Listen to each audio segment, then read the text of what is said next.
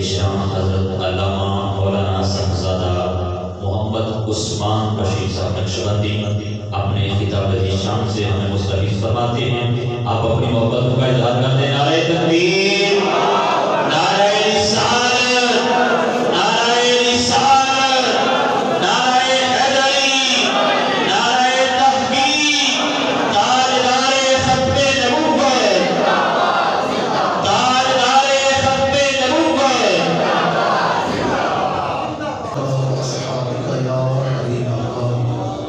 الصلاة والسلام عليك يا خاتم النبيين وعلى آلك وأصحابك يا شفيع المذنبين. انتہائی عزتوں، انتہائی محبتوں اور انتہائی عقیدتوں کے قابل حضرات علماء کرام، میزبان محفل فخر اہل سنت حضرت علامہ مولانا حافظ مرتضیٰ طیب کیلانی صاحب دامت برکاتہم العالیہ، فخر اہل سنت حضرت مولانا حافظ غلام حسین سیالوی صاحب زید مجدہ، قرۃ یونس الہا فخر سادات جناب سید وقار حسین شاہ صاحب زید مجدہ، فخر سادات جناب قبلہ سید غلام معین الدین شاہ صاحب زید مجدہ، فخر اہل سنت حضرت مولانا قاری محمد عابد نقشبندی صاحب زید مجدہ، فخر القرآن جناب محترم قاری عبدالقیوم جلالی صاحب زید مجدہ، فخر اہل سنت حضرت مولانا قاری رفاقت سیالوی صاحب زید مجدہ، فخر اہل سنت حضرت مولانا قاری محمد جاوید عطاری قادری صاحب زید مجدہ. دیگر انتہائی قابل احترام علماء کرام، برادران اسلام، حاضرین و سامعین، دل کی دھڑکنیں اس وقت بارگاہ الوہیت میں سجداریز ہیں کہ اس کریم ذات نے مجھے اور آپ کو گلشن صدیقیت کی اس حاضری کا یہ شرف عطا فرمایا ہے. میں اور آپ انتہائی خوش نصیب ہیں جو جانثاران مصطفیٰ صلی اللہ علیہ وآلہ وسلم کی سر خیر کا ذکر پاک سننے کے لیے اس خوبصورت محفل میں حاضر ہوئے ہیں. میں دعا گو ہوں کہ اللہ کریم تمام میزبان دوستوں کو، مسجد کی انتظامیہ کو اور آپ کے خطیب صاحب دیگر ان کے رفقا کو اپنی بارگاہ سے خیر کثیر عطا فرمائے. وقت اپنے دامن میں اتنی وسعت نہیں رکھتا کہ میں کوئی طویل تمہید باندھوں، آپ لوگوں کی ذہنی توجہ حاصل کروں اور پھر گفتگو کا آغاز کروں، کیونکہ یہ محفل نماز مغرب سے نماز عشاء تک ہے. میں آپ کے سامنے یہاں چند گھڑیاں عنوان موضوع آپ کے پیش نظر ہے. یار غار مصطفیٰ، رونق بازار مصطفیٰ، حامل اسرار مصطفیٰ، حامل اسرار رسول، نظر شناس رسول، امام المشاہدہ، رازدار نبوت، مایہ صد وفا، کشتہ خنجر تسلیم و رضا، اصدق الصادقین، امام العاشقین حضرت سیدنا ابوبکر صدیق رضی اللہ تعالیٰ عنہ. آپ کا ذکر خیر عرض کروں گا. اللہ رب العزت مجھے ادب سے بیان کرنے کی توفیق عطا فرمائے. اہل سنت و جماعت کا یہ عقیدہ ہے کہ اللہ تعالیٰ نے نسل انسانیت میں رسالت اور نبوت کے بعد اگر کسی کو سب سے اعلیٰ عرفہ مقام عطا فرمایا ہے تو ہمارے آقا کریم کے صحابہ کرام کو عطا فرمایا ہے. یہ ہمارا عقیدہ ہے کہ نبوت اور رسالت کے بعد تمام نسل انسانیت میں اگر عرفہ و اعلیٰ مقام حاصل ہے تو صحابہ کرام کو حاصل ہے. اور صحابی کسے کہتے ہیں؟ علماء سے پوچھیں تو یہی پڑھیں گے، یہی بتائیں گے، من لقی النبی صلی اللہ علیہ وآلہ وسلم مؤمنا ومات علی الاسلام فہو صحابی. یہ ہے صحابی کی تعریف. صحابی کی تعریف کیا ہے؟ کہ جس نے ایمان کی حالت میں حضور سے ملاقات کی ہو اور پھر ایمان پر اس کا وصال ہوا ہو، اسے صحابی کہا جائے گا۔ صحابی کے لیے دو شرطیں ہیں۔ کتنی شرطیں ہیں؟ دو۔ پہلی شرط ہے ایمان کی حالت میں حضور سے ملاقات، اور دوسری ہے خاتمہ بھی ایمان پر ہو۔ اب ابو جہل حضور سے ملاقات تو ہے لیکن ایمان نہیں قبول کیا۔ اسی طرح جناب اویس کرنی رضی اللہ تعالیٰ عنہ امام التابعین ہیں، آپ کا خاتمہ تو ایمان پر ہوا ہے پر حضور سے ذاتی ملاقات تو نہیں ہو سکی۔ آپ بھی تابعی ہیں، صحابی ہیں، تو صحابی کے لیے دو باتیں ذہن نشین رکھیں کہ جس نے ایمان کی حالت میں حضور سے ملاقات کی ہو اور پھر اس کا خاتمہ بھی ایمان پر ہوا ہو، اسے صحابی کہا جائے گا۔ اب کچھ ایسے تھے جو حضور کی بارگاہ کرم میں رہتے تھے، حضور کے ذاتی خادم تھے، وہ بھی صحابی ہیں۔ کوئی ہفتے بعد آ کے ملاقات کرتے، وہ بھی صحابی ہیں۔ کوئی مہینے بعد آتے، کوئی سال بعد آتے، اور کچھ ایسے ہیں جنہوں نے ساری زندگی میں حضور سے صرف ایک بار ملاقات کی ہے، دوبارہ ملاقات نہیں ہوئی۔ ایک ملاقات ہے، اپنے علاقے سے آئے، مشرف اسلام ہوئے، واپس چلے گئے، دوبارہ حضور سے ملاقات نہیں ہوئی۔ اپنے علاقے میں وصال ہوا، وہیں جنازہ پڑا، وہیں قبروں میں لٹا دیے گئے، دوبارہ حضور سے ملاقات نہیں ہوئی۔ ایک ملاقات ہے۔ میں ذمہ دار ہوں اپنے لفظوں کا۔ وہ شخص بھی قیامت کے دن میدان حشر میں آئے گا تو صحابیت کے نور کے ساتھ لایا جائے گا۔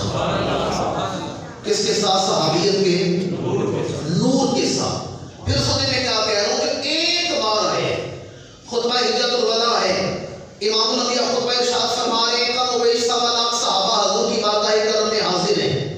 وہ جو آخری کونے میں کھڑا ہے وہ بھی قیامت کے دن آئے گا تو صحابیت کے نور کے ساتھ لایا جائے گا۔ اور جس کی زندگی میں ایک لمحے کی ملاقات ہے اور وصال ایمان پر ہوا، دوبارہ ملاقات نہیں ہوئی، وہ بھی قیامت کے دن اٹھے گا تو صحابیت کے نور کے ساتھ اٹھے گا۔ میں ایک ہی جملہ کہنے لگا ہوں، اسی پر میں نے ساری گفتگو کرنی ہے۔ میں نے کہا جو ساری زندگی میں ایک بار آیا، بیٹھا، ملا، چلا گیا، کوئی اس کے جوڑ کا نہیں، کوئی اس کی برابری کا نہیں۔ اللہ کرے آپ سمجھ جائیں، جو ایک دفعہ آیا، بیٹھا، ملا، چلا گیا، کوئی اس کے جوڑ کا نہیں۔ ابو بکر وہ ہے جو آئے ہیں پھر نبی نے واپس جانے نہیں دیا۔ جو ایک دفعہ آیا، بیٹھا، ملاقات کی، چلا گیا، مشرف اسلام ہو کر دوبارہ ملاقات نہیں ہوئی، کوئی اس کی برابری کا نہیں۔ ابو بکر وہ ہے جو آئے ہیں، نبی نے پھر جانے نہیں دیا، رکھ ہی اپنے پاس دیا، بٹھا ہی اپنے پاس لیا ہے۔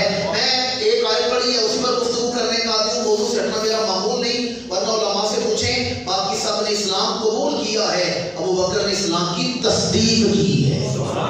والذی جاء بالصدق وصدق بہ، اس کی تفسیر اٹھا کر دیکھیں، تمام نے اسلام قبول کیا ہے۔ حضور پر وحی اتری، اللہ وحی اتارنے والا، حضور اعلان نبوت کرنے والے ہیں، ابو بکر اس کی تصدیق کرنے والے ہیں۔ اس لیے ہم کہتے ہیں حضور نے ایسے تو نہیں فرما دیا ساری امت کا ایمان ترازو کے ایک پلڑے میں، ابو بکر کا ایمان ترازو کے دوسرے پلڑے میں ہو۔ ابو بکر کا ایمان تمام امت سے افضل و اعلیٰ ہے،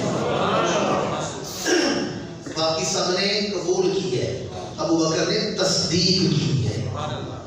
تو جو ایک دفعہ اٹھا، گھر سے چلا، حضور کی بارگاہ میں آیا، کلمہ پڑھا، واپس چلا گیا، ملاقات دوبارہ نہیں ہوئی، ساری امت کے علماء، اتقیاء، اصفیاء، ائمہ اور اغیاث، اقطاب، ساری امت کے صالحین مل جائیں نا، اللہ کرے آپ کو یہ جملہ سمجھ آ جائے، وہ صحابی جس سواری پر بیٹھتا تھا، اس سواری کے قدموں سے جو مٹی لگتی ہے اس کے ایک ذرے کا مقابلہ نہیں کر سکتے۔ میں پھر دوبارہ بول دیتا ہوں، آپ کی بات دل میں شاید اتر جائے، ساری امت کے صالحین، اتقیاء، اصفیاء، اسخیاء، علماء، مفسرین، مجتہدین، ائمہ، محدثین، شارحین، سارے مل جائیں نا، سارے حافظ قاری سارے مل جائیں۔ میں صحابی کی بات نہیں کر رہا، میں صحابی کے قدموں کی بات بھی نہیں کر رہا، میں صحابی کی سواری کے قدموں کی بات بھی نہیں کر رہا، ان قدموں کے ساتھ لگنے والی جو مٹی ہے نا اس کے ایک ذرے کا مقابلہ نہیں کر سکتے۔ میں نے کہہ رہا، قرآن کہہ رہا، والعادیات ضبحا فالموریات قدحا فالمغیرات صبحا فاثرن به نقعا فوسطن به جمعا. سب سے اعلیٰ عرفہ جماعت ہے صحابہ کی. سارے امت کے غوث کتب مل جائے نا تو صحابی نہیں بن سکتے. صحابی توجہ کا تعلیم. سارے مل کے صحابی نہیں نہ بن سکتے. سارے صحابہ مل کے ابو بکر صدیق نہیں بن سکتے.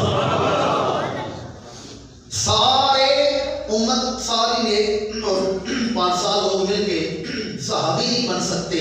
اسی طرح سارے صحابی مل کے ابو بکر صدیق نہیں بن سکتے.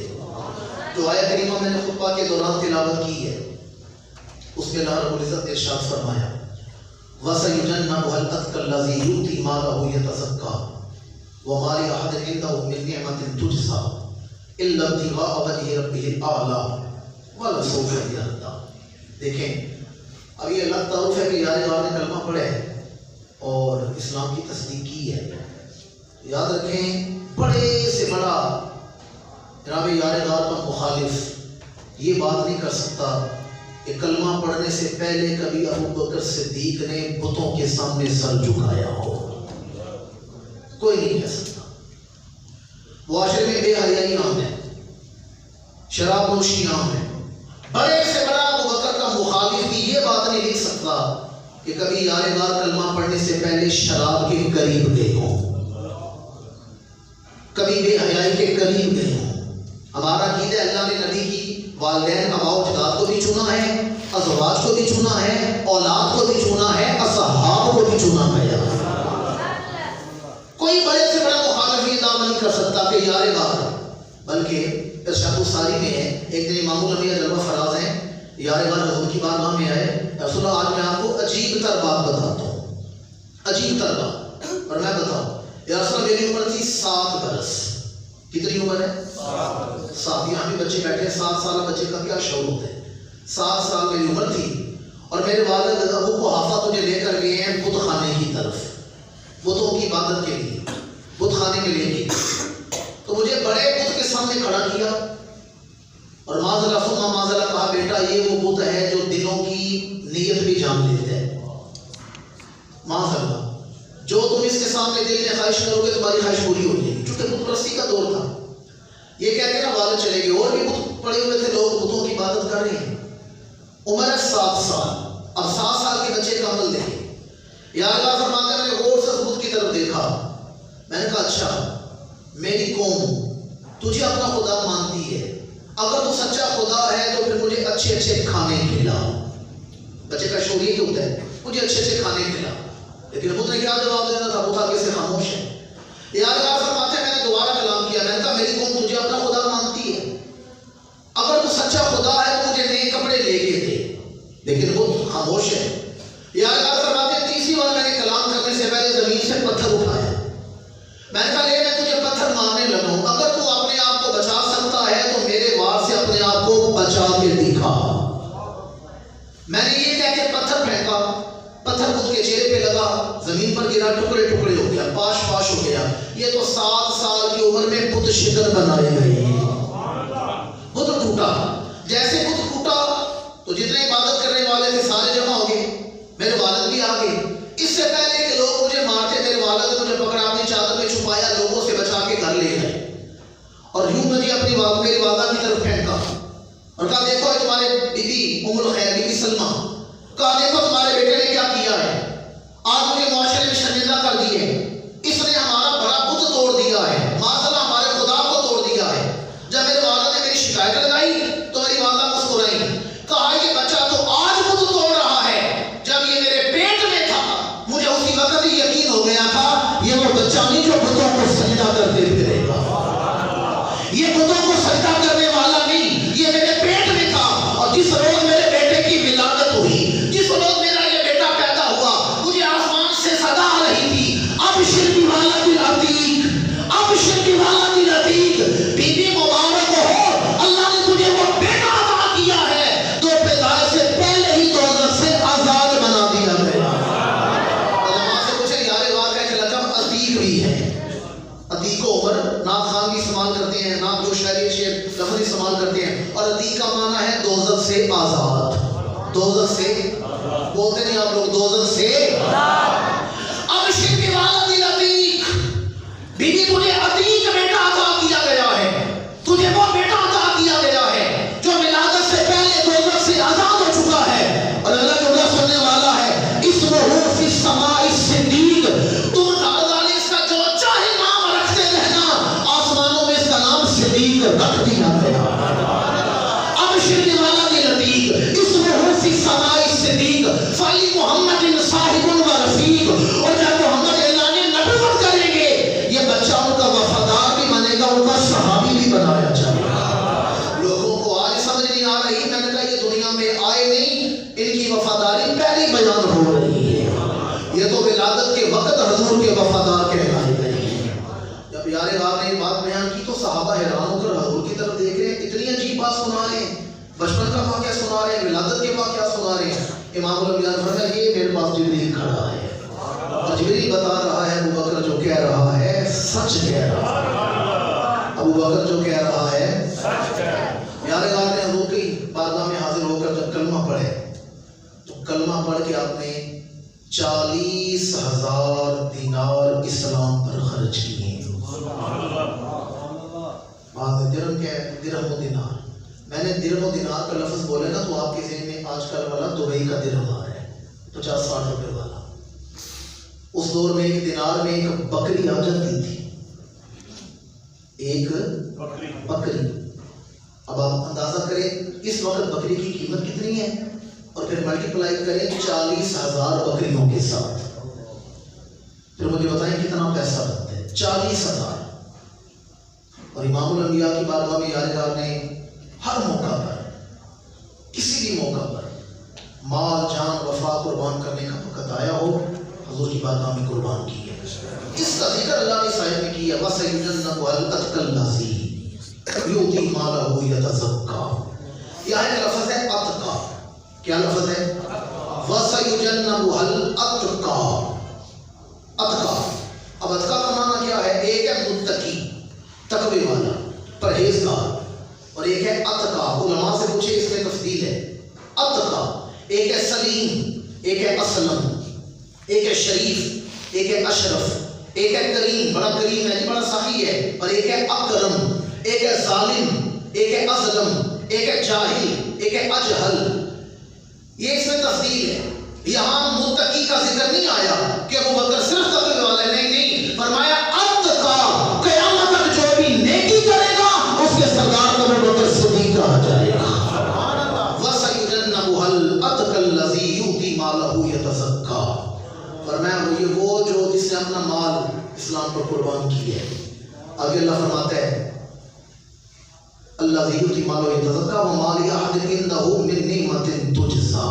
دیکھیں انسان اپنی خواہش سے پہچانا جاتا ہے۔ میں گفتگو کر رہا ہوں، دل میں کتنی خواہشیں ہیں جو میرے دل میں، اور میں گفتگو کر رہا ہوں، آپ گفتگو سن رہے ہیں، دل میں کتنی خواہشیں ہوں گی۔ انسان اپنی خواہشات سے پہچانا جاتا ہے۔ ایک جائیداد بن جائے، 2 دکانیں ہیں تو 4 ہو جائیں، 2 کوٹھیاں ہیں تو 6 ہو جائیں، زمین بن جائے۔ آپ دیکھ رہے ہیں آج کل ملک کے حالات ہیں جو سیاسی صورتحال ہے، کیا یہ خواہشات ہی ہیں، میں نہیں بن جاؤں، میں وزیر اعلیٰ بن جاؤں، حکومت میری رہے، یہ خواہشات کے غلام ہیں۔ تو انسان اپنی خواہشات سے پہچانا جاتا ہے۔ ایک دن صحابہ کرام بیٹھے ہوئے ہیں اور اپنی خواہشات بیان کر رہے ہیں، سنیں کتنی پاکیزہ خواہشات ہیں۔ ایک صحابی کھڑے ہوئے اور کہنے لگے کاش میرے پاس اتنا بڑا گھر ہوتا، اتنا بڑا گھر ہوتا، اور سارا ہیرے جواہرات سے بھرا ہوا ہوتا، اور میں وہ ساری دولت حضور کے دین پر قربان کر دیتا۔ کتنی اچھی خواہش ہے۔ ایک صحابی کھڑے ہوئے، کاش اللہ مجھے یہ طاقت دے میں حضور کا پیغام دنیا کے چپے چپے تک پہنچا دوں۔ ایک نے کہا کاش قریش سارے مسلمان ہو گئے، اپنی خواہشات بیان کر رہے ہیں۔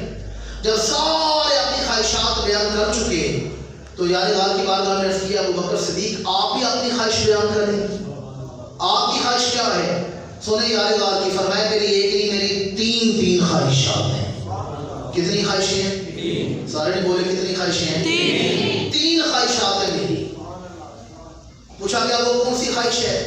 آپ نے فرمایا میری پہلی خواہش یہ ہے ایکون ابنتی تحت رسول اللہ، میری بیٹی حضور کی خادمہ بنے، میری بیٹی حضور کے حرم میں آئے، میری بیٹی حضور کی خادمہ بنے، یہ میری پہلی خواہش ہے۔ اللہ نے کیسی خواہش پوری کی ہے؟ سیدہ عائشہ صدیقہ ام المومنین بنی ہے، سیدہ عائشہ صدیقہ زوج رسول بنی ہے۔ فرمایا میری پہلی خواہش ہے میری بیٹی حضور کی خادمہ بنے۔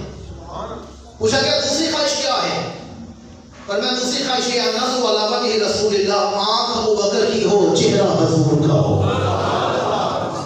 آنکھیں میری ہوں، چہرہ حضور کا ہو۔ اور یقین جانی میں طالب علم ہوں، میں سمجھو یار وار کی خواہش اتنی پاکیزہ تھی، اتنی شدت تھی۔ آپ جانتے ہیں مکی جو دور ہے نا، شروع اسلام کا دور بڑا مشکل دور تھا۔ صبح سے شام تک سارا دن کفار مشرکین کے پروپیگنڈے تبلیغ کی جا رہی ہے، چھپ کے لوگ کلمہ پڑھ رہے ہیں اور ہتھکڑوں سے بچا جا رہا ہے، اسلام کے راستے ہموار کیے جا رہے ہیں۔ مشکل ترین دور تھا۔ یادگار قبیلوں کے سرداروں سے ملتے ہوئے تبلیغ کی دعوت دیتے، جہاں قافلے آ کے رکتے وہاں چلے جاتے، حضور کا تعارف کرواتے، توحید کی دعوت دیتے، رسالت کی دعوت دیتے۔ سارا دن دوڑ دھوپ میں گزر جاتا تھا اور جی بار کے حضور سے ملاقات میسر نہیں ہوتی تھی۔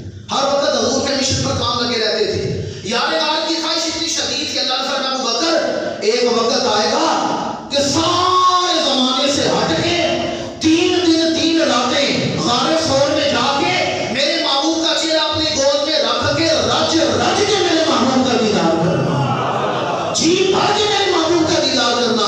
اور میں سمجھتا ہوں جناب سلطان العارفین جناب سلطان باہو نے اسی کا ترجمہ کیا ہے، اے تن میرا چشمہ ہوئے کہ میں مرشد ویکھنا بچاں، لوگوں نے مڑ لکھ لکھ چشمہ ایک کھولا ایک کچاں، اتنا ڈٹھیا مینوں صبر نہ آوے میں اور کسی وال بچاں، مرشد دا دیدار باہو مینوں لکھ کروڑاں بچاں، مرشد دا دیدار باہو مینوں لکھ کروڑاں۔ میں کیونکہ یہ بھی اس ممبر کی ذمہ داری ہے، بعض ہمارے نعت خوان آتے ہیں نا کرسوں پر آستانوں پر آتے ہیں تو وہاں یہ شعر پڑھتے ہیں، مرشد دا دیدار باہو لکھ کروڑاں بچاں، جو المیہ ہمارا۔ اور مرشد کی طرف دیکھیں، مرشد ادھر سگریٹ چھوڑا ہے، ادھر آ کے محفل میں بیٹھ گئے ہیں اور مرید پڑھا ہے مرشد دا دیدار باہو لکھ کروڑاں بچاں۔ مرشد کے چہرے پہ سنت کے مطابق داڑھی نہیں ہے، مرشد کو شاید وضو کے غسل کے فرائض کا بھی پتہ نہیں ہوگا، اور مرید کیا کہہ رہے ہیں، مرشد دا دیدار باہو لکھ کروڑاں بچاں۔ علماء بیٹھے ہیں، اگر میں بات غلط کروں تو یہ مجھے روکے نہ ٹوکے بلکہ مجھے گریبان سے پکڑ کے ممبر سے اتار دیں اگر بات غلط کروں۔ ہم مرشد خانے جاتے ہیں اکتساب فیض کے لیے، برکت کے لیے، حج کرنے نہیں جاتے، حج مکے میں ہی ادا ہوتا ہے۔ یہ الگ بات ہے کہ مرشد اگر کامل ہو، بعمل ہو، راسخ العقیدہ ہو، مرشد صاحب سلسلہ ہو تو مرشد کی توجہ سے حج بھی بچ جاتا ہے، نمازیں بھی بچ جاتی ہیں، روزے بھی بچ جاتے ہیں، حتیٰ کہ ایمان بھی بچ جاتا ہے۔ یہ اپنی جگہ مسلم ہے بات۔ وہ جناب وہ جو شعر آپ سنتے ہیں نا مولانا روم کا، یک زمانہ صحبت مولیہ، اسی کی تشریح کر رہا ہوں۔ مرشد کی توجہ سے سینے میں ایمان تک بچ جاتے ہیں، یہ الگ اپنی جگہ ہے۔ اور میں ان کا ذکر کر رہا ہوں جنہوں نے سگریٹ چھوڑ کے محفل میں آ کے بیٹھ گئے۔ آپ دیکھتے ہیں آج کل کیا حالات ہیں۔ ابھی 2-4 دن پہلے کی بات ہے، میں نے دیکھا پینٹ شرٹ پہن کے ایک نوجوان کھڑا ہے، 18-19-20 سال کا نوجوان ہے، 80 سال کا بابا اس کے پیر چاٹ رہا ہے، سفید داڑھی چونگی نہ چاٹ رہے۔ یہ پیر صاحب ہے، پیروں کی اولاد ہے، اللہ ماشاءاللہ سارے ایسے نہیں ہیں کامل آسان۔ اور میں خود ایک خانقاہ کا خادم ہوں، ہمارا سلسلہ ہے نقشبندی سلسلہ کا خادم ہوں، اور میں اہل سنت ہوں، مجھے پتہ ہے بزرگان دین کی اہمیت کیا ہے ہمارے نزدیک۔ لیکن یہ بھی اس ممبر کا پیغام ہے، ہر جگہ یہ شعر بھی پڑھنا چاہیے، مرشد دیدار باہو لکھ کروڑاں حجاں۔ علماء سے پوچھ رہے ہیں ہر کوئی تو یہ شعر نہیں پڑھ سکتا، پر یار غار سیدنا صدیق اکبر یہ شعر پڑھ سکتے ہیں۔ اور میں نہیں کہہ رہا، راس المحققین شیخ المحققین شیخ عبدالحق محدث دہلوی رحمۃ اللہ تعالیٰ علیہ آپ فرماتے ہیں جس نے ایک جھلک خواب میں رسول اللہ کا دیدار کیا ہو، اللہ اسے 40 سال کی مقبول عبادت کا ثواب عطا فرما دیتا ہے۔ یعنی 40 سال اللہ عبادت ہی کرتا رہے، ہر سال حج کیے، عمرے کیے، 40 سال کی عبادت کا ثواب یہ کسے مل رہا ہے؟ جسے خواب میں ایک جھلک دیکھا ہے، یار غار نے تو گود میں رکھ کے رج رج کے رسول اللہ کا دیدار کیا۔ اسے جناب سلطان باہو نے انہیں کے بارے میں لکھا تھا، اے تن میرا چشمہ ہوئے تے میں مرشد ویکھنا رچاں، لوں لوں دے مڈ لکھ لکھ چشمہ ایک کھولا ایک کچاں، اتنا ڈٹھیا مینوں صبر نہ آوے میں ہور کسے ول بچاں، مرشد دا دیدار باہو مینوں لکھ کروڑاں۔ اور میں اس کی پہلی صفت یہ ہے وہ اتقا ہے، یعنی تقوی والوں کا سردار ہے، اور دوسرا وہ اپنا مال میرے نبی کے دین پہ قربان کرنے والا ہے۔ آگے اللہ تعالیٰ فرماتے ہیں وَمَا اس کے اوروں پر احسان ہے، اس پر کسی کا احسان نہیں، اس پر احسان ہے یا اللہ کا ہے یا اللہ کے رسول کا ہے۔ ابو بکر پر کسی کا احسان نہیں سوائے اللہ اور اس کے رسول کا، اس کے احسانات ہیں۔ اور حدیث آپ جانتے ہیں امام الانبیاء نے منبر بچھایا ہے اور فرمایا کس نے مجھ پر کوئی احسان کی ہے میں نے اس کا بدلہ اسے زمین دنیا میں ہی عطا کر دیا ہے۔ اچھا یہ نہ سمجھے اس سے مراد وہ احسان ہے جو ہم سمجھتے ہیں، بے طاقتور کمزور پر احسان کر دیتا ہے، کسی کی غریب بچی کی شادی میں مدد کر دی اور کسی بیوہ کو رمضان میں راشن ڈلوا دیا، یہ احسان نہیں۔ یہاں احسان کا معنی نیکی ہے، ہر جزاء الاحسان الا ہر نیکی کا بدلہ، یہاں اس سے مراد ہے نیکی۔ بلکہ اگر امام الانبیاء کے بارے میں لفظ بولیں گے تو پھر اس سے مراد ہے خدمت۔ کیا مدد مراد ہے؟ مشکل موضوع تو میں نے چھیڑ دیا، سمجھ رہے نا میں کیا کہہ رہا ہوں؟ بڑی معذرت، مجھے ممبر پر بیٹھ کے نا وہ دوڑے نہیں آتے، میں یہاں پہ وہ شعر سنانا شروع کر دوں، لوریاں پڑھنا شروع کر دوں، وہاں بھی خوش ہو جائیں گے، میں بھی خوش ہو جاؤں گا، پھر بڑے بلے بلے ہو گئی ہے۔ میں تو سادہ لہجے میں بات کرنے کا عادی ہوں، آپ کی توجہ کا طالب ہوں۔ امام الانبیاء نے فرمایا جس نے مجھ پر احسان کیا، اور احسان سے مراد حضور رسول اللہ کے بارے میں جب یہ لفظ بولا جائے گا تو اس سے مراد ہے خدمت۔ کیا مراد ہے؟ خدمت یا نیکی۔ فرمایا جس نے مجھ پر احسان کیا ہے میں نے ہر کسی کے احسان کا بدلہ دنیا میں دے دیا ہے۔ ایک ابو بکر کے احسانات ایسے ہیں اس کا بدلہ میں نے نہیں دیا، قیامت کے دن میرا پروردگار ہی بدلہ عطا فرمائے گا، میرا رب اس کا۔ اور ہمارے علماء نے بزرگان دین نے یہ نچوڑ نکالا ہے قیامت کے دن یہ جہاں جہاں نقشبندی بیعت ہے نا، یہ اگر اپنے مرید لے کر امام ربانی ہوں یا خواجہ محمد معصوم ہوں، جتنی بھی نقشبندی خانقاہیں، یہ اپنے اپنے مرید لے کر یار غار کی بارگاہ میں جائیں گے، آپ سے حضور نے ایک وعدہ کیا ہوا ہے، آپ سے احسانات کے بدلے کا وعدہ ہے، اس کا صلہ یہ ہے آج ہم سب کی شفاعت فرمائیں، ہم سب کی شفاعت فرمائیں۔ ورنہ جس نے مجھ پر احسان کیا ہے میں نے اس کا بدلہ اسے دنیا میں دے دیا ہے۔ ایک ابو بکر کے احسانات ایسے ہیں میں نے یہاں بدلہ نہیں دے رہا، قیامت کے دن میرا رب ہی بدلے عطا فرمائے گا۔ اللہ فرماتے ہیں اس پر کسی کا احسان نہیں، یا اللہ کا احسان ہے یا اللہ کے رسول کا احسان ہے۔ ایک دن نا اس نے کوئی کمزور بات کر دی، یار غار کے بارے میں کوئی ہلکی بات کر دی، کمزور بات کر دی۔ امام الانبیاء کو خبر ملی کہ کسی نے ابو بکر کی بے ادبی کر دی ہے، تو ہلکی بات کمزور بات کر دی ہے، تو حدیث کے الفاظ امام الانبیاء ممبر پر جلوہ فراز ہو گئی۔ یہ ممبر کا لفظ بتا رہا ہے کہ آگے کو دو چار بندے نہیں تھے، اگر ہوتے نا 2 4 5 10 آدمی بندہ بیٹھ کے کھڑے ہو کے بات کر لیتے، ممبر بتا رہا ہے کہ آگے بہت بڑا مجمع تھا، تمام صحابہ کو جمع کیا گیا اور امام الانبیاء نے فرمایا میں نے سنا ہے لوگ، اچھا یقین جانیے میرے پاس وہ خطابت نہیں ورنہ اپنے جملے کی تاثیر آپ کے دلوں تک پہنچا سکتا، اللہ کرے آپ سمجھ جائیں، میری محنت تو چڑھ جائے۔ امام الانبیاء نے فرمایا میں نے سنا ہے لوگ میرے ابو بکر کے بارے میں، میرے یار غار کے بارے میں، یقین جانیے اسی کا سارا ناز ہے، میرا ابو بکر، میرا یار غار۔ اور میں نے سنا ہے لوگ میرے ابو بکر کے بارے میں کمزور باتیں کر رہے ہیں، میرے ابو بکر کے بارے میں ہلکی باتیں کر رہے ہیں۔ پر میں تم جانتے ہو ابو بکر کون ہے؟ اللہ کرے آپ سمجھ سکیں۔ پر میں ابو بکر میرے دکھ کے وقت کا ساتھی ہے، یہ میرے مشکل دور کا ساتھی ہے، یہ میری تنہائیوں کا ساتھی ہے، یہ میری پریشانیوں کا ساتھی ہے، یہ میرے مشکل دور کا ساتھی ہے۔ دیکھیں مشکل دور، مشکل وقت میں جو بندہ کام آئے نا لوگ اسے یاد رکھتے ہیں۔ ایسا ہی ہے نا کہ میاں صاحب جنم سے میرا تعلق ہے اور دریا کے پاس کھڑی شیر والے بابا جی کا ڈیر ہے، آپ فرماتے ہیں اصل اللہ یہ نیکی کریے نسلہ تیگ نہیں بھولتے، کسی اصل سے نیکی کرے نا وہ نسلوں تک اسے یاد رکھتے ہیں۔ اور میں تم جانتے ہو ابو بکر کون ہے؟ لوگ میرے ابو بکر کے بارے میں کمزور باتیں کر رہے ہیں، پر میں ابو بکر میرے دکھ کے وقت کا ساتھی ہے، یہ میرے مشکل دور کا ساتھی ہے، یہ میرے غموں کا ساتھی ہے، یہ میری تنہائیوں کا ساتھی ہے۔ پر میں جب لوگ مجھے جھٹلا رہے تھے ابو بکر سینہ تان کے مجھے مان رہا تھا، جب لوگ مجھ سے اپنا مال چھپا رہے تھے ابو بکر دونوں ہاتھوں سے مجھ پہ اپنا مال لوٹا رہا تھا۔ دیکھیں حضرت یار غار کی یہ خواہش تیسری، اب تک میں نے 2 خواہشیں بیان کی ہیں۔ پہلی خواہش تھی کہ میری بیٹی حضور کی خاتمہ بنے، دوسری خواہش ہے کہ آنکھیں میری ہوں چہرہ حضور کا ہو، تیسری خواہش نہیں 2 حدیثوں سے متعلق ہے۔ یار غار کی خواہش ہے وَإِنْفَاقُ مَالِي عَلَىٰ رَسُولِ اللَّهِ، مال ابو بکر کا ہو، خدمت حضور کی ہو۔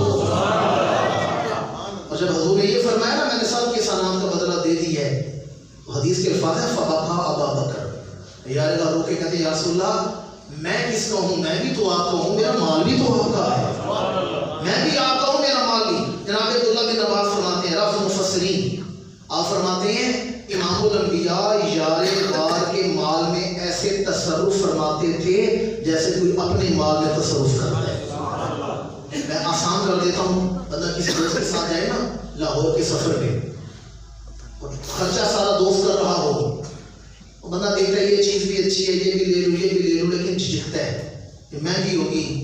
حالانکہ جتنا بھی قریبی دوست ہے بندے کے دل میں ایک جھجک ہوتی ہے کہ اسے پیسے مانگوں گا تو یہ چیز لوں گا، یہ آ جاتی ہے۔ پھر غیروں والی بات، اپنا مال سمجھ کے تصرف کرنا یہ ہے جیسے بندہ اپنی جیب سے مال نکال کے خرچ کرتا ہے۔ امام الانبیاء کو غریب آیا نا، ابو بکر کی طرف دیکھتے نہیں تھے، ابو بکر کا مال اٹھا کے دے رہے ہیں، وہ چیز لینی ہے ابو بکر کا مال اٹھا کے دے رہے ہیں، اپنا مال سمجھ کے تصرف کرتے تھے، اپنا مال۔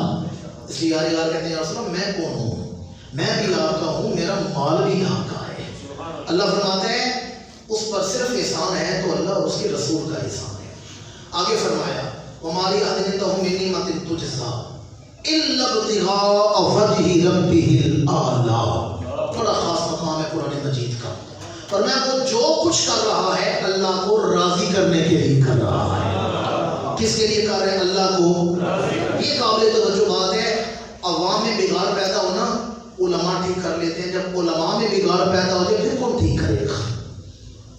آج لوگ بحثوں میں الجھ گئے ہیں، میں صرف آپ کو لے کے نہیں جانا چاہتا، پاکیزہ محفل محبت کی بات کرنی چاہیے۔ آج لوگ صحابہ کرام کی نیتوں پر شک کر رہے ہیں، یہ قرآن ان کی نیت کو بیان کر رہا ہے۔ یہاں جتنے علماء ہیں میرے جیسا بندہ تو انہیں دیکھ دیکھ کر عزت دار بن جاتا ہے، جتنے علماء یہاں موجود ہیں ان سے پوچھ لیں کبھی کسی کی نیت پر فتویٰ نہیں ہوتا، فتویٰ ہمیشہ ظاہر بھی ہوتا ہے۔ دیکھیں میں گفتگو کر رہا ہوں، تقریر کر رہا ہوں، قرآن پڑھ رہا ہوں، حدیث پڑھ رہا ہوں، جو شیخ کتابت میں ہاتھ اٹھا رہا ہوں، یا میری تقریر سننے ہیں، میرے اندر کیا نیت ہے یہ آپ نہیں جانتے۔ دولت کمانا مقصد ہے، شہرت مقصد ہے، یہ تو آپ نہیں جانتے، پر صحابہ وہ ہیں جن کی نیتوں پر بھی اللہ نے پہرا بٹھا دیا ہے۔ یہ نیتوں پر اللہ نے پہرا داری بٹھا دی ہے، نیتوں پر پہرا بٹھا دیا ہے۔ فرمایا خبردار ابو بکر کی نیت میں شک نہ کرنا، میں خلاق کائنات ہو کر، میں کائنات کا مالک و مختار ہو کر اعلان کر رہا ہوں، ابو بکر جو کر رہا ہے مجھے راضی کرنے کے لیے کر رہا ہے۔ اِلَّا ابْتِغَاءَ وَجْهِ رَبِّهِ الْأَعْلَىٰ، وہ اپنے پروردگار کی رضا کا متلاشی ہے، وہ مال خرچ کر رہا ہے، وہ مسجدیں بنوا رہا ہے، وہ سب کچھ نبی پر قربان کر رہا ہے، کسی دنیاوی مقصد کے لیے نہیں، نہ اپنی شہرت کے لیے کر رہا ہے۔ ابو بکر جو کر رہا ہے مجھے راضی کرنے کے لیے کر رہا ہے۔ اور آخری آیت تو کھول کے بیان کر دیا وَلَسَوْفَ يَرْضَىٰ، وہ مجھے راضی کرنے کے لیے کر رہے ہیں۔ کبھی ساری آیت پر تفصیلی گفتگو کا وقت ہوتا نا، ساری آیت کے ترجمے پڑھیں۔ وَسَيُجَنَّبُهَا الْأَتْقَى الَّذِي يُؤْتِي مَالَهُ يَتَزَكَّىٰ وَمَا لِأَحَدٍ عِندَهُ مِن نِّعْمَةٍ تُجْزَىٰ إِلَّا ابْتِغَاءَ وَجْهِ رَبِّهِ الْأَعْلَىٰ۔ آخر میں فرمایا وَلَسَوْفَ يَرْضَىٰ، وہ نیکیاں کر رہا ہے، احسان کر رہا ہے، وفا کر رہا ہے، مال اٹھا رہا ہے۔ آخر میں فرمایا وَلَسَوْفَ يَرْضَىٰ، اس کی نیت بھی سچی ہے، عمل بھی سچا ہے، قول بھی سچا ہے، وفا بھی سچی ہے، وفاداری بھی سچی ہے، پر جو کر رہا ہے اللہ کی رضا کے لیے کر رہا ہے۔ آگے فرمایا وَلَسَوْفَ يَرْضَىٰ، اے میرے محبوب ابو بکر کو خوشخبری سنا دو، اور شمالہ بھی ابو بکر پہ راضی ہو گیا۔ وہ جو ارتقا ہے نا، ارتقا، وہ جو متقیوں کا تاجدار ہے، وہ جو نیکی کر رہا ہے، وہ مجھے راضی کرنے کے لیے کر رہا تھا، میں بھی اس پہ راضی ہو گیا ہوں۔ وَلَسَوْفَ يَرْضَىٰ، عرش والا بھی اس پہ۔ پتہ ہے جب یہ بات امام الانبیاء نے یار غار سے کی ہے، یہ میرے پاس جبریل کھڑا ہے، اور جبریل اللہ کا پیغام لے کر آیا ہے کہ اللہ تو ابو بکر پہ راضی ہے، کہ ابو بکر بھی اپنے رب سے راضی ہے۔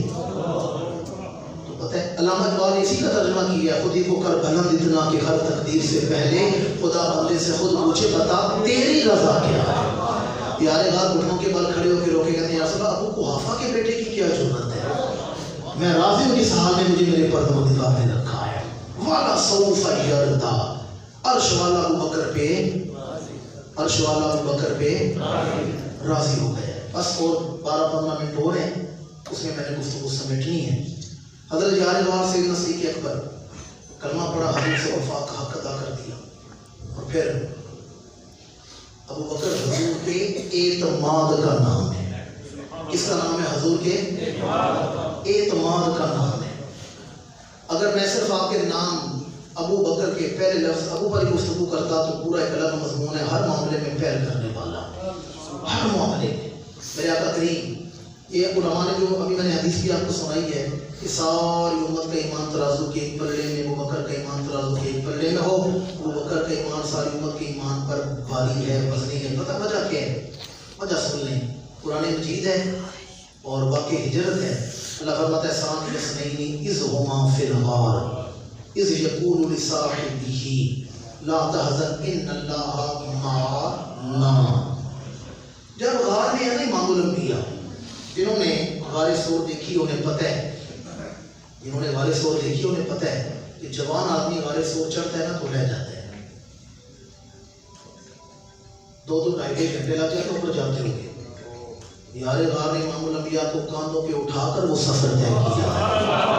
اب تو پھر سیڑھیاں بنا دی گئی ہیں نا، اگرچہ ہاتھوں سے بنائی گئی ہیں لیکن اس دور میں تو پہاڑی سفر تھا. یار غار امام الانبیاء کو کاندھوں پہ اٹھا کر اتنی بلندی پر پہنچے ہیں، اتنی بلندی پر پہنچے ہیں، عالم کا مقام دیکھنے کے لیے سر اٹھائیں تو علم کی دستار زمین پر آ جاتی ہے. اور امام الانبیاء جب وہ مشرکین آئے تو یار غار کو یہ پریشانی بھی امام الانبیاء ساتھ ہیں. وزن کا معنی یہ کیا جائے گا کیونکہ اگر اپنا کو ڈر ہوتا تو بستر چھوڑ کر آتے کیوں. اور جب امام الانبیاء آئے نا وہ بکر یار غار کے گھر تو علماء سے پوچھ رہے ہیں، میں موضوع بیٹھا ہوں ذمہ داری سے بیان کر رہا ہوں. جب ہجرت کا حکم آیا ہے امام الانبیاء یار غار کے گھر آئے، حضور کو دستک دینے کی زحمت نہیں ہوئی. ابو بکر نے پہلے ہی دروازہ کھول دیا ہے، پہلے ہی دروازہ کھول دیا ہے. حضور کو دستک تیرے کومل پیروں کی ہٹ میرے سوتے بھاگ جگائے. دستک کی زحمت نہیں ہوئی، پہلے دروازہ کھول دیا. پھر میں ابو بکر اللہ کا حکم آیا ابو بکر کو ساتھ لے کے ہجرت کرو. تو یار غار پتہ کیا پوچھے؟ یا رسول اللہ کیا میرے رب نے میرا نام لیا ہے؟ میرا نام لیا ہے؟ تو میں ہاں ابو بکر تیرا نام لیا ہے. ابو بکر اللہ کے اعتماد کا نام ہے، ابو بکر رسول اللہ کے اعتماد کا نام ہے. اور یار غار جب چلے ہیں تو مولا علی کو بتا کے ہجرت ہوئی ہے کہ علی تم بستر پر لیٹنا، صبح مانتے لے کر لوگوں میں تقسیم کر کے بعد میں آ جانا. ابو بکر مولا علی کے بھی اعتماد کا نام ہے. اور ہجرت کی رات جب غار میں آئے ہیں تو پریشانی ہوئی کہ مشرکین حضور کو نقصان نہ پہنچائیں. تو قرآن کیا کہتا ہے؟ ثانی اثنین اذ ہما فی الغار، دو میں سے دوسرا جب وہ دونوں غار میں تھے. اذ یقول لصاحبہ، جب وہ اپنے صحابی سے کہہ رہے تھے. کسے کہہ رہے تھے؟ سارے بولے کسے کہہ رہے تھے؟ اذ یقول لصاحبہ.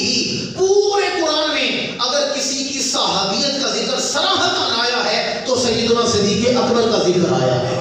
اس لیے امام قرطبی فرماتے ہیں من انکر غیر صحابیہ کو ابو بکر فہو فاسق. جس نے ابو بکر صدیق کے علاوہ کسی اور کی صحابیت کا انکار کیا وہ فاسق ہے، وہ گناہگار ہے. ومن انکر غیر صحابیہ کو ابو بکر فہو کافر. اور جس نے ابو بکر کی صحابت کا انکار کیا دار اسلام سے خارج ہو جاتا ہے. پورے قرآن میں اگر کسی شخص کی دشمنی کا ذکر نام کے ساتھ آیا ہے تو ابو لہب کا ہے، تبت یدا ابی لہب وتب. اور پورے قرآن میں اگر کسی وفادار کی صحابیت کا ذکر صراحتاً آیا ہے تو یار غار کا آیا ہے. پتہ چلا ابو لہب جیسا جفاکار کوئی نہیں، صدیق اکبر جیسا وفادار کوئی نہیں. اذ یقول لصاحبہ، جب انہوں نے اپنے صحابی سے کہا، کیا کہا؟ لا تحزن، ابو بکر غم نہ کرنا، ان اللہ معنا، اللہ ہمارے ساتھ ہے. کیا فرمایا؟ اللہ. علماء سے پوچھے معنا جمع کی ضمیر ہے، اللہ. حضرت موسیٰ علیہ السلام اپنی قوم لے کر چلے ہیں. آپ جانتے ہیں فرعون پیچھے سے حملہ آور ہوئے، قوم پریشان ہے کہ میدان جنگ میں کیا بنے گا. جناب موسیٰ نے فرمایا معیہ ربی، پریشان ہونے کی ضرورت نہیں، میرا رب میرے ساتھ ہے. توجہ کا تعلیم ہو، بات باریک ہے، توجہ کریں کہ بات مشکل نہیں لگے گی. فرمایا میرا رب میرے ساتھ ہے. کون کو اس مہیت کے درجے میں شامل نہیں کیا، کون کو اسی کے مقام پر رکھے. معیہ ربی، میرا پالنے والا میرا رب میرے ساتھ ہے. اور یار غار کو حضور کیا فرما رہے ہیں؟ مانا اللہ ہم دونوں کے ساتھ ہے. اللہ ہم. پتہ علماء نے کیا نتیجہ نکالا ہے ان دونوں مائیت کی آیتوں سے؟ نتیجہ یہ نکالا ہے کہ اللہ تعالیٰ سے قرب کی مائیت کی 4 قسمیں ہیں. کتنی قسمیں ہیں؟ 4. یقین جانیے آپ کو پتہ نہیں سمجھ آئے یا نہ آئے، علماء مجھے دعا ضرور دیں گے جو بات میں کرنے لگا ہوں. اللہ تعالیٰ سے قرب کی مائیت کی 4 قسمیں ہیں. پہلی ہے عامہ، جو ہر کسی کو حاصل ہے، چاہے مسلمان ہے چاہے کافر ہے. وَهُوَ مَعَكُمْ أَيْنَمَا كُنْتُمْ، جہاں بھی چلے جاؤ اللہ ہر جگہ موجود ہے. یہ ہے مائیت عامہ، ہر کسی کو حاصل ہے. دوسری ہے مائیت خاصہ، جو صرف ایمان والوں کو حاصل ہے، صرف جو کلمہ پڑھنے والے ہیں، توحید و رسالت کا اقرار کرنے والے ہیں، انہیں حاصل ہے. تیسری ہے مائیت خاصہ الخاصہ، جو نبیوں کو حاصل ہے، اللہ پر وحی اتارتا ہے، اللہ سے کلام کرتا ہے، یہ نبیوں کو حاصل ہے. اور چوتھی ہے مائیت اخص بالذات، اخص بالذات، جو صرف ہمارے آقا کریم کو حاصل ہے کہ بلا حجاب رب کا دیدار کیے. سمجھا دیا آپ کو 4 قسمیں؟ دوبارہ دہرا دیتا ہوں. ایک ہے مائیت عامہ، جو ہر کسی کو حاصل ہے. دوسری ہے مائیت خاصہ، جو ایمان والوں کو حاصل ہے. تیسری ہے مائیت خاصہ الخاصہ، جو ایمان والے انبیاء کو، نبیوں اور رسولوں کو حاصل ہے. اور چوتھی ہے مائیت اخص بالذات، صرف ہمارے آقا کریم کو حاصل ہے، صرف رسول اللہ کو حاصل ہے. توجہ کا طالب، جب حضور نے فرمایا نا ان اللہ معنا، آپ جانتے ہیں یار میت کے کس درجے میں تھے؟ وہ میت خاصہ کے درجے میں تھے، جو ایمان والوں کو حاصل ہے. اور جب یار پریشان ہوئے، امام الانبیاء نے فرمایا لا تحزن ان اللہ معنا، یہ معنا فرما کر یار کا ہاتھ پکڑا ہے، ان کے درجے سے اٹھا کر سارے پردے ہٹا کر اپنے درجے کا، اپنی میت کا دیدار کروا کے فرمایا ابو بکر دیکھو اللہ ہمارے ساتھ ہے. جو حضور کے، اس لیے یار امام المشاہدہ ہیں، امام المشاہدہ ہیں. امام الانبیاء نے فرمایا میں اللہ کے سوا کسی کو خلیل بناتا، ابو بکر کو خلیل بناتا. اور یہی وجہ ہے یار کا ایمان کا درجہ ساری امت سے افضل و اعلیٰ ہے. فرمایا ان اللہ معنا، یار کا ہاتھ پکڑا ہے، اپنے مقام کا مشاہدہ کروا دیا ہے. فرمایا دیکھو رب ہمارے ساتھ ہے، دیکھو اللہ ہمارے ساتھ ہے. کسی شاعر نے کیا خوب ترجمانی کی، آگے کونین کے سرتاج غار سور میں نعمت عظما بٹے گی آج غار سور میں. اور 3 دن 3 راتیں 7 خلوت میں رہے، ہو گئی زندگی معراج غار سور میں. 3 دن 3 راتیں 7 خلوت میں رہے، ہو گئی زندگی معراج غار سور میں. امام الانبیاء نے سارے پردے ہٹا دیے. میں نے جہاں سے گفتگو شروع کی ہے وہیں لا کے سمیٹنے لگا ہوں. میری ملت کے بادشاہ اور مسلمانوں، حضرت سیدنا صدیق اکبر جناب یار بار، جو حضور کی بارگاہ میں ایک نہ ایک لیے آیا، بیٹھا، اٹھ کے چلا گیا، کوئی اس کے جوڑ کا نہیں. اور یار بار وہ ہیں، صحابہ فرماتے ہیں ہم نے جب بھی دیکھے ہمیں یہ نظر آیا امام الانبیاء ہے، ساتھ ابو بکر ہے، ساتھ عمر ہے. مسجد میں امام الانبیاء ہے، ساتھ ابو بکر ہے، ساتھ عمر ہے. بازار میں ساتھ ابو بکر ہے، ساتھ عمر ہے. سفر ہو، حضر ہو، جنگ ہو، امر ہو، مسجد ہو، محلہ ہو، بازار ہو، جہاں بھی ہم نے دیکھے جی امام الانبیاء آ رہے ہیں، ساتھ ابو بکر، ساتھ عمر ہے. بلکہ ایک حدیث سے مبارک ہے، امام الانبیاء مسجد سے نکل رہے ہیں نا، تو آپ جانتے ہیں دوستوں کے نا کاندھوں پہ ہاتھ رکھتے ہیں. حضور نے یوں بازو پر بازو ڈال رکھے ہیں اور دونوں کو اپنے کلاوے میں لیا ہوا. یہ پیغام تھا یہ دونوں میری پناہ نہیں ہے، یہ دونوں میری پناہ. امام الانبیاء نے یوں دونوں طرف ہاتھ رکھا ہوا ہے، انہیں لے کر نکلے ہیں. صحابہ نے اس کی رسول، ویسے تو ہر منظر ہی بڑا سونا ہوتا ہے، آج کیسا منظر ہے، شیخین کی کانوں پہ ہاتھ رکھے ہوئے ہیں، بازو میں بازو ڈالے ہوئے ہیں. فرمایا یہ تو دنیا ہے، میں قیامت کے دن بھی نہ ہوگا ابو بکر عمر کو ساتھ لے کر میدان حشر وہاں بھی میں ساتھ لے کر ہی رہوں گا. یار غار دنیا میں جب تک ظاہر رہے، حضور کی معیت میں رہے، اور جب دنیا سے پردہ فرمایا اس وقت بھی ابو بکر قبر میں بھی لیٹے ہوئے ہیں تو چہرہ حضور کی طرف کر کے لیٹے ہوئے ہیں، چہرہ حضور کی طرف کر کے لیٹے ہوئے. میں نے ایک سلام لکھا ہے اس 22 جمادی ثانی کے حوالے سے، بہرحال اسے نقیب حضرات نے ہندوستان سے اور انگلینڈ سے شاعر حضرات نے بھی وہ منگوایا. اگر آپ اجازت دیں تو آج آپ کو سلام سنا دیتا ہوں. آپ سمجھ گئے تو آپ کی مہربانی ہے، علماء صرف مسکرا کر دیکھ لیں گے تو میرے قلم کی عمر بڑھ جائے گی. مجھے 20واں سال ہے تبلیغ کرتے ہوئے. 20-21 سالوں میں اگر ایک لمحے کے لیے میرے دل میں یہ خیال آیا ہو کہ میں اب طالب علم بن گیا ہوں، عالم بننا تو بڑے دور کی بات ہے. اگر میرے دل میں ایک لمحے کے لیے یہ خیال آیا ہو کہ میں طالب علم بن گیا ہوں، اللہ اس سے پہلے مجھے موت دے دے. اس لیے میں نہ کوئی شاعر ہوں نہ کوئی ادیب ہوں، اور ایک سلام ہے حضرت یار غار کی بارگاہ میں. تو آج کیونکہ خوبصورت پروگرام ہے اور میں پہلی دفعہ اس مسجد میں، ویسے آپ جانتے ہیں میں مین بازار والی مسجد میں خدمت کرتا ہوں، جمعہ کے موقع پر آتا ہوں، گرد و نواح میں بھی آتے رہتے ہیں، بازار والی مسجد میں پہلی دفعہ آیا ہوں. تو چلیں ہم سب حضور کے غلاموں کی طرف سے، یار غار کے نوکروں کی طرف سے ایک سلام نیاز آپ کی بارگاہ میں پیش کیا جائے. علماء کی توجہ کا طالب ہوں. میں نے کہا صدیق تیری افضلیت و دل بری کو سلام، صدیق تیری افضلیت و دل بری کو سلام، خلافت کے باب اول تیری سروری کو سلام، صدیق تیری افضلیت و دل بری کو سلام، خلافت کے باب اول تیری سروری کو سلام. یہ جو آیت میں نے پڑھی ہے نا ثانی اسنین، اس کی تشریح کرنے لگا ہوں. میں نے کہا تیری وفا اتری ہے غازہ وحی قرآن بن کر. اب علماء سے پوچھ لے غازہ وحی کا مطلب کیا ہے؟ تیری وفا اتری ہے غازہ وحی قرآن بن کر. اے یار غار، اے محرم راز تیری صاحبی کو سلام. اے یار غار، اے محرم راز تیری صاحبی کو سلام. اور اسلام تیرا ممنون نمک خار ہے اب تلک. جو شروع میں اسلام پر مال خرچ کیا ہے نا، اسلام تیرا ممنون نمک خار ہے اب تلک. محمد شناس قدسی صفت سخی کو سلام. سمجھے کہ پہلا لفظ کیا تھا؟ محمد شناس، راز آل نبوت، محمد شناس قدسی صفت سخی کو سلام. اور جہاں جہاں سے تو گزرا ہجرت میں نبوت کے ساتھ، جہاں جہاں سے تو گزرا ہجرت میں نبوت کے ساتھ، وہی راستہ ہے معزز اسی گلی کو سلام. اور تیرا تدبر کفر کے لیے قضا ٹھہرا، تیرا تدبر کفر کے لیے قضا ٹھہرا. حق و باطل کے مابین تیری داد رسی کو سلام. اور یہ شعر میں نے جو لکھا ہے نا مدینہ منورہ میں، 2 ہفتے پہلے میں آیا ہوں، یہ شعر مدینہ منورہ میں حضور کے روزے کے سامنے بیٹھ کے یہ لکھا گیا ہے. توجہ کا طالب ہوں. میں نے کہا قیامت تلک مسکن نبوت تیری بیٹی کا حجرہ ٹھہرا. نہیں سمجھے میں کیا کہہ رہا ہوں؟ قیامت تلک مسکن نبوت تیری بیٹی کا حجرہ ٹھہرا. توجہ علماء کی. سدرہ طلب رشک فلک تیری صاحبی کو سلام. قیامت تلک مسکن نبوت تیری بیٹی کا حجرہ ٹھہرا. سدرہ طلب رشک فلک تیری ہمسائیگی کو سلام. اور صبح محشر مقام صدیق دیکھ کر کہے گا ہر امتی، صبح محشر مقام صدیق دیکھ کر کہے گا ہر امتی، ابو بکر میں بھی امتی ہوں پر تیری برتری کو سلام. ابو بکر میں بھی امتی ہوں پر تیری برتری کو سلام. صدیق تیری افضلیت و دل بری کو سلام. خلافت کے باب اول تیری صاحبی کو سلام. اور علماء ان کی خاص توجہ کا طالب ہوں. میں نے کہا پتہ ہے یار غار کون ہے؟ وہ صرف صدیق نہیں ہے، ساتھ میں اکبر ہے، جان لو.